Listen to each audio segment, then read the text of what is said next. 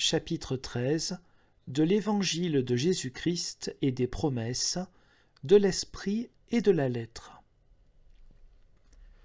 Certes, l'Évangile s'oppose à la loi. Celle-ci, en effet, produit la colère et annonce la malédiction, tandis que l'Évangile proclame la grâce et la bénédiction.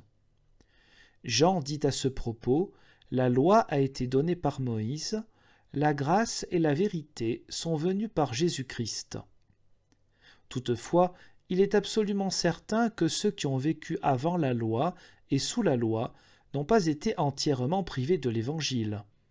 En effet, ils en ont eu des promesses insignes, telles que celle-ci. La descendance de la femme écrasera la tête du serpent.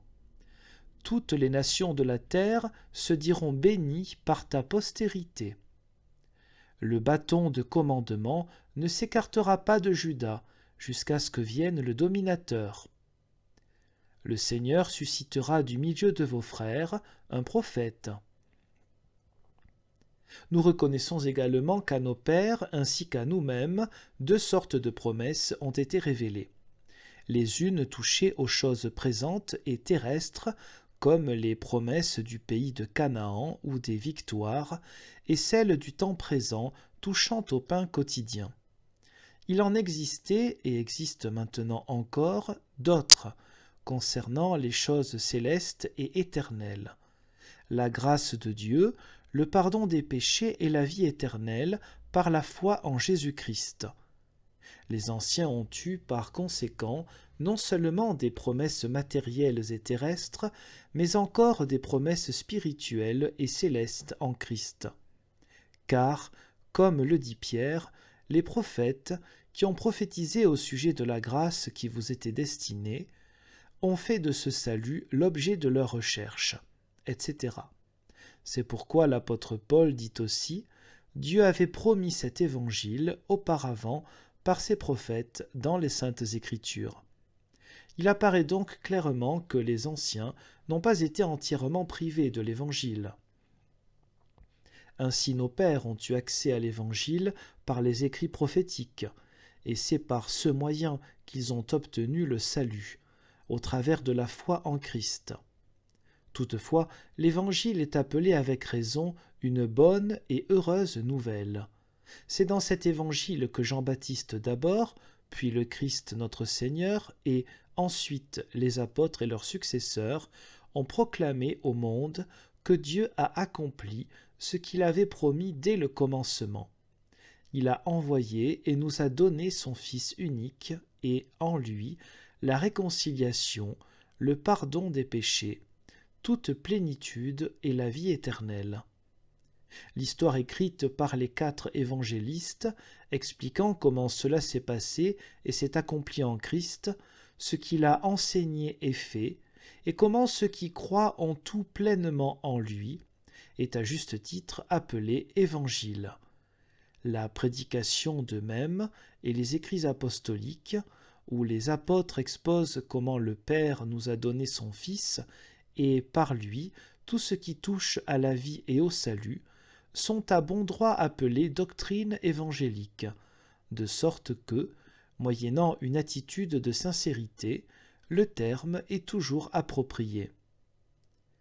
L'apôtre appelle encore cette même prédication de l'Évangile « esprit » et ministère de l'Esprit, car elle est rendue efficace et vivante à nos oreilles par la foi, et dans les cœurs des croyants par l'illumination du Saint-Esprit.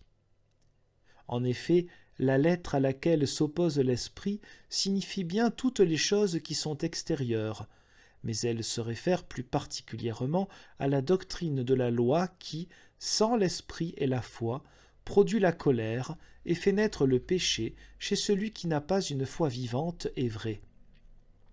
Voilà pourquoi l'apôtre l'appelle encore ministère de mort.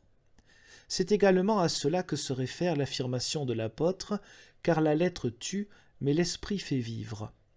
De faux apôtres prêchaient un évangile corrompu, puisque mélangé avec la loi, comme si le Christ ne pouvait pas sauver sans la loi. Tels ont été apparemment les Ébionites, issus d'Ébion l'hérétique, et les Nazaréens, appelés autrefois Minéens. Nous les condamnons tous. Nous prêchons l'Évangile dans sa pureté, et nous enseignons que les croyants sont justifiés par l'Esprit seul, et non par la loi. Ce point sera plus amplement exposé sous le titre de la justification. Certes, la doctrine de l'Évangile, comparée à celle que les pharisiens avaient promulguée sur la loi, a pu paraître nouvelle lorsque le Christ l'a proclamée pour la première fois. Jérémie aussi l'avait prédite en parlant d'une nouvelle alliance.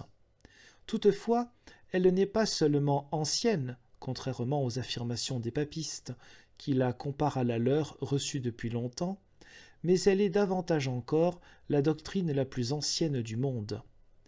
Dieu, en effet, avait décrété de toute éternité de sauver le monde par le Christ, et c'est cette prédestination et ce conseil éternel qu'il a manifesté aux hommes par l'Évangile. D'où il apparaît clairement que la religion et la doctrine évangélique sont les plus anciennes, parmi toutes celles qui ont été, qui sont encore et qui seront à l'avenir.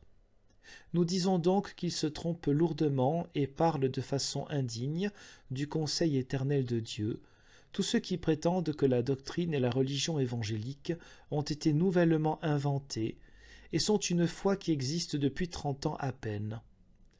Le dire du prophète Ésaïe s'applique bien à cela. Malheur à ceux qui appellent le mal bien et le bien mal, qui changent les ténèbres en lumière et la lumière en ténèbres, qui changent l'amertume en douceur et la douceur en amertume.